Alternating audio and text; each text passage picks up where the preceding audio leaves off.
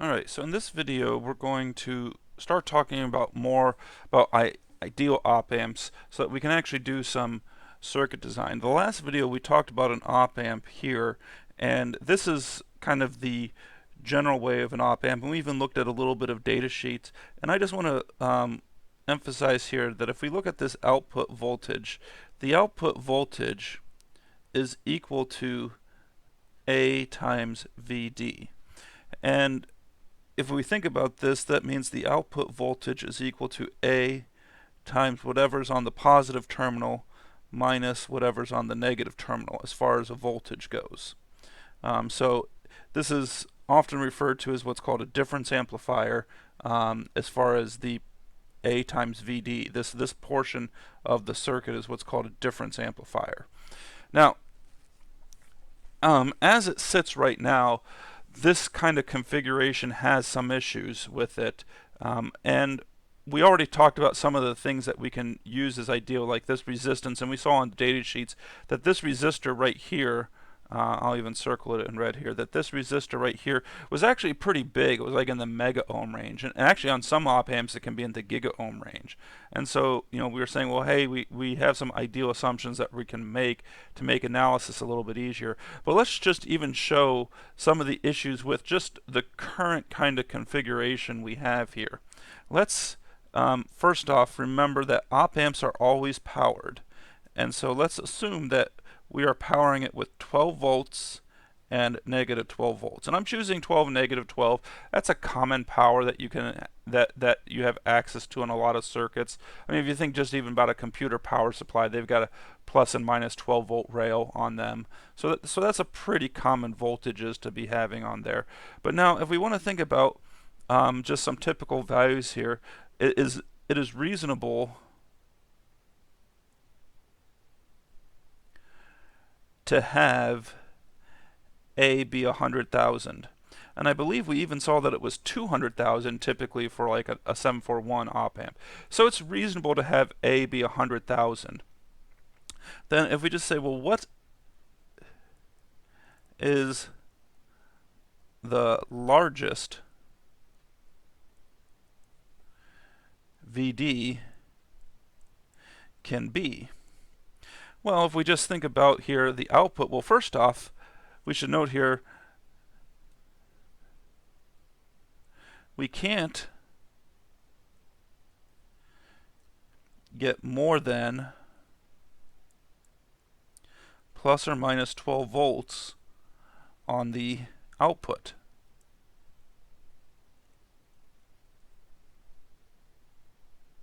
And the reason for that is we're powering up this device, this op amp.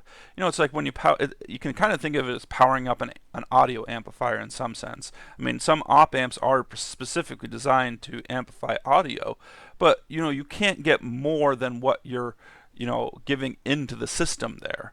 So I can't get more output voltage than what's being put in. I can't get get the output being 25 volts when I've only got plus and minus 12 volts going in there. I can't even get it to be 24 because the highest positive voltage is 12. So what that means is my highest value for the output is 12 volts, which is actually an ideal assumption because I can't even get to 12 volts. And the reason is, remember on the data sheet how we saw there was all sorts of other transistors and other components in there. That's actually going to prevent us from even getting to 12 volts. We might only be able to even get to like 11 volts or something like that as far as an output. So 12 volts is the absolute largest we could get here. And then what we can see here, if I say, well, if that's equal to, well, then my gain here is 100,000, and then this difference voltage, of course, is just VD. Now, if I do this arithmetic, I mean, it's not a complicated problem, obviously, to solve. We get, though, that VD is 0.12 millivolts, or, not milliwatts, millivolts, or 120 microvolts.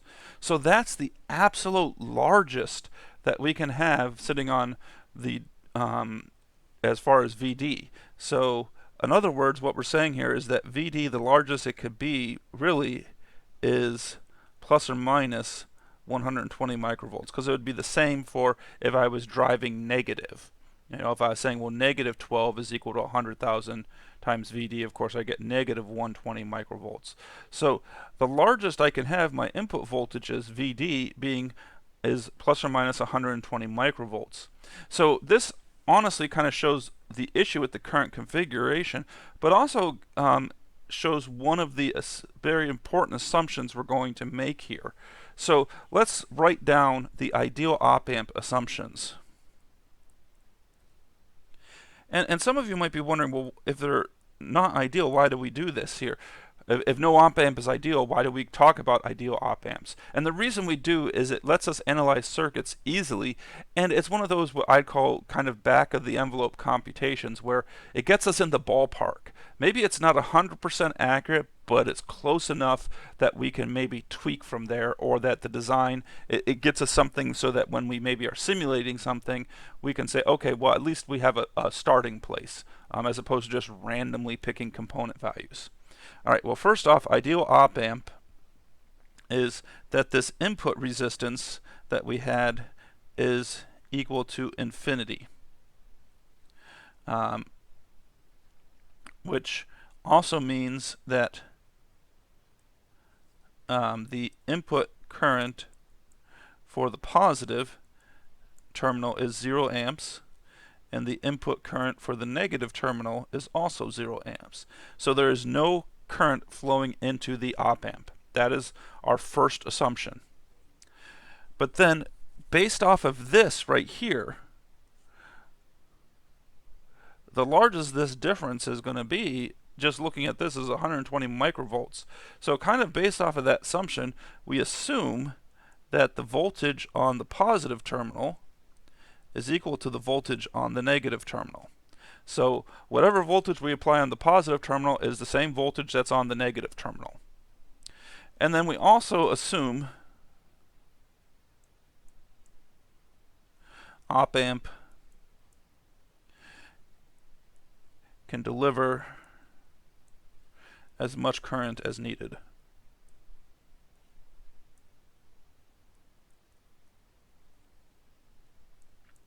Which again, that's an assumption that we really, I mean, sometimes people don't include that in their ideal op-amp. Some textbooks you'll see won't even include that.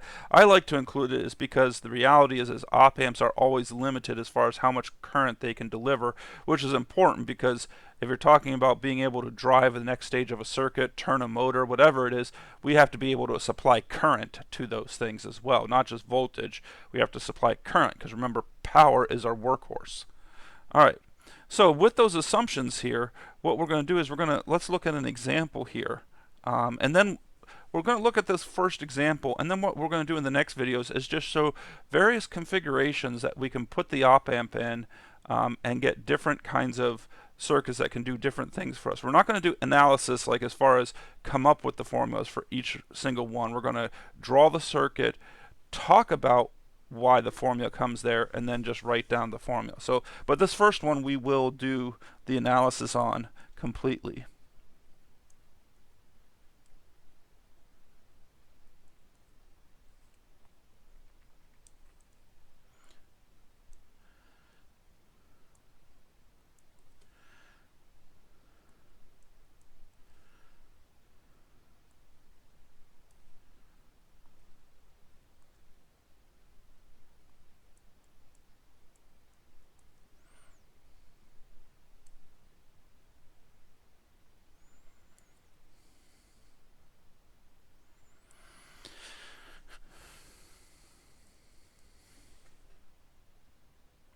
Now, some textbooks I'm going to label these resistors. Some textbooks label these R1 and R2, and sometimes you'll see RF and RI.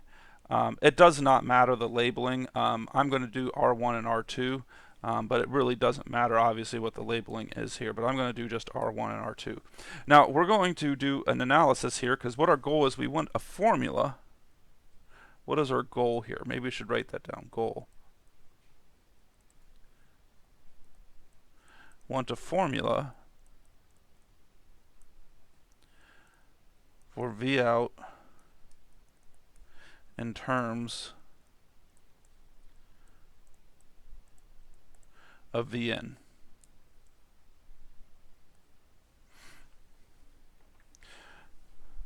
And actually I wrote it as in like that. Okay, well what I'm going to do here is look at some of these nodes that I have. I'm actually going to do nodal analysis. Well, if I look at this node, I know what the voltage there is. That's just V in, because that voltage is here. Now I'm going to look at this node here as well. We know that that node voltage here is 0 volts. And this node voltage here, I can even put a little thing down here to make sure people, this is just V out is what that voltage is. Now we have a voltage that we don't know here at first, but we will know it in a second. This node here we don't have labeled. That's all the nodes we have on this circuit. But with one of our assumptions, we know what that voltage is. This assumption right here, that V plus is equal to V negative, tells me that this node is also at 0 volts because the positive terminal is at 0 volts. Now I'm going to do a nodal analysis, so I'm going to draw some currents here. And I'll label these I1, I2, I3. And so we know from nodal analysis that I1 plus I2 plus I3 equals 0, because they all are leaving the node, and if I add all those up, KCL tells me that that's equal to 0. Now another thing from our assumptions here, I3 is going into the negative terminal, and because we assume the input resistance is infinite, we say, well, that means there's no current that actually can go into that input terminal. So we have that I3 is actually equal to 0 amps. So what we really get here is that I1 plus I2 equals 0. Now again, we're just going to do our kind of standard nodal analysis. I1 would be, now remember, you start at the node and then go to the one we are going towards. So it'd be 0 minus V in over R1. And then I2 would be 0 minus V out over R2. And then this is equal to 0. So our formula becomes actually a pretty simple one. We have minus V in over R1 minus V out over R2 is equal to 0. Now remember, what is our goal? We want a formula for V out. So we're going to solve for V out. So if I solve for V out, of course I get V out. I'm going to move it to the right hand side so it becomes positive. So I have V out over R2 is equal to negative V in over R1, and then obviously just multiplying by R2, we get that V out is equal to negative R2 over R1 times V in. And so this is my formula. Now what we can notice here is this here, right here, I have minus R2 over R1. This here is my, what we call my gain, because I'm amplifying V in. So depending on the values of resistors I choose, I can make this so that maybe I'm doubling the voltage, or I could actually make it so that I'm halving the voltage. I could actually make it, and it sounds weird because you say gain, you always assume that it's amplifying, but I could actually make it so that it's not amplified, such that I'm actually, making the gain less than 1. So I'm actually decreasing the voltage as opposed to increasing it. But let's look at an example with this. Oh, and first off, maybe before we even look at an example here, this particular configuration, we're going to see this more often, is called an inverting op-amp, or an inverting op-amp circuit is what I'll call it. And that's because it's amplifying the voltage, but it's inverting it. I'm getting a negative here. And so let's look at an example here to finish off this video here.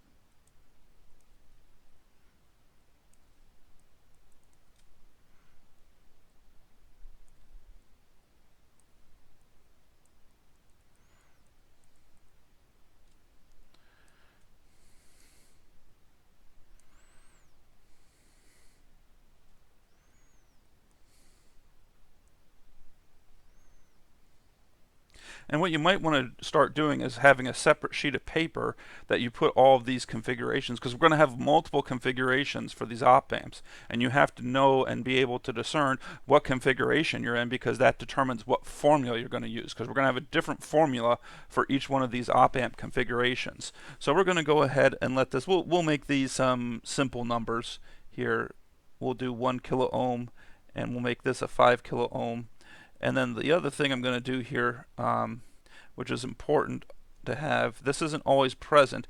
If this isn't present in a circuit diagram, you can assume that the power supply is what we consider infinite, which isn't realistic, but I'm going to emphasize that we're connected to a plus and minus 12 volt power supply. And you'll see why in a second here. So these problems are going to be very straightforward here. There's not going to be very much going on here at all. I don't even need to do a part 8. We're just going to determine V out for Vn equals negative 3 volts, no, negative 1 volt, 1 volt,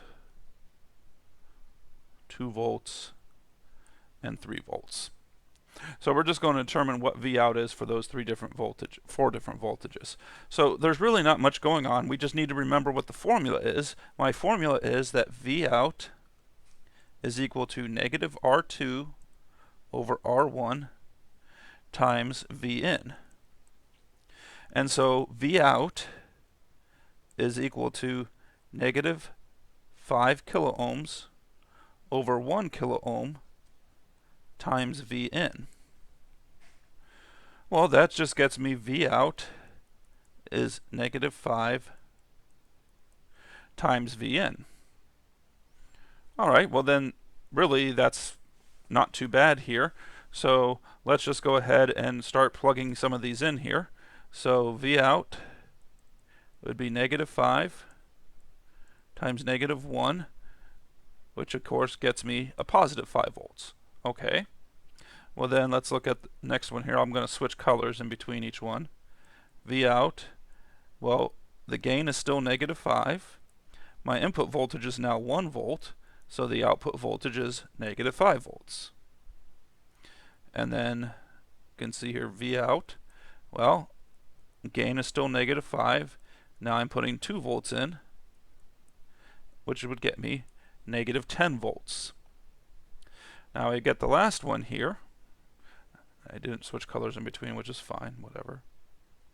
V out, which would be negative 5 times 3 volts, which would be negative 15 volts. Now, if I were doing this as far as on a homework, a quiz, or an exam, this is wrong.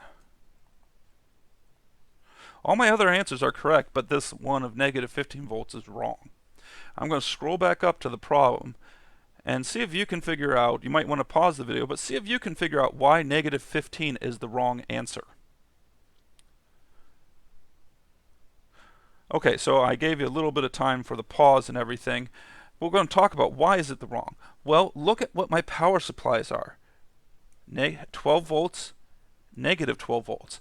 I can't get out any more than plus or minus 12 volts on the output. Negative 15 volts is less than negative 12 volts. So the actual output for V in of 3 volts is negative 12 volts. And what we call is, we say that the op amp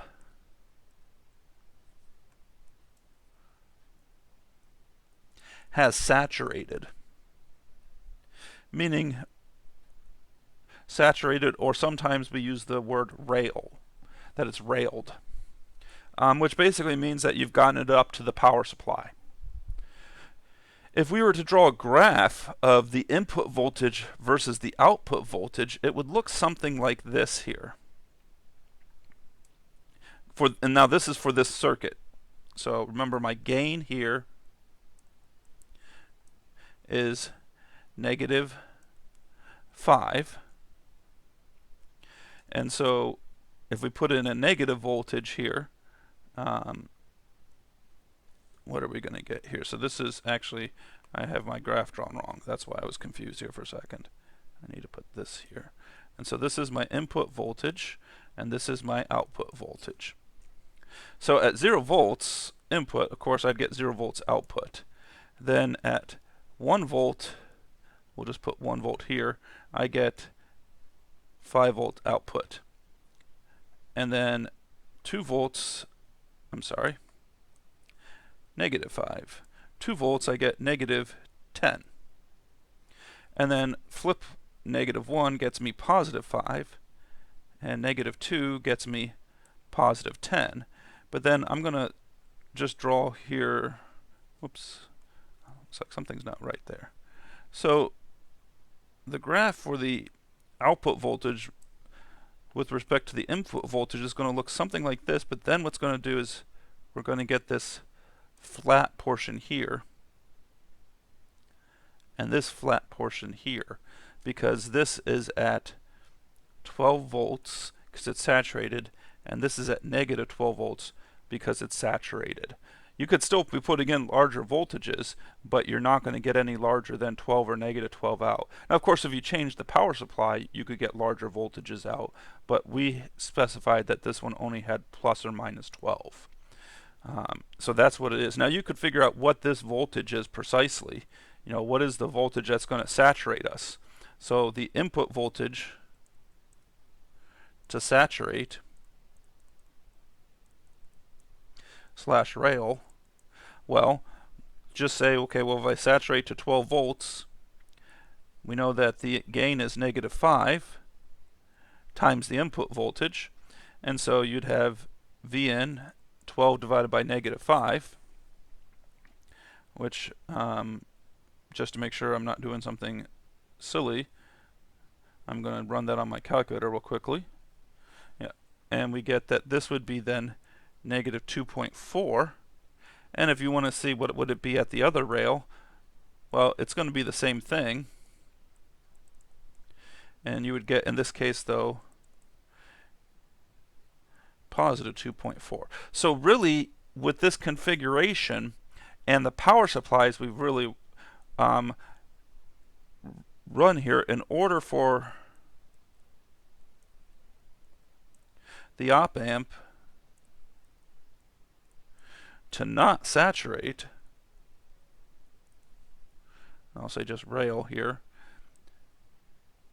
Vn should be greater than or equal to negative 2.4,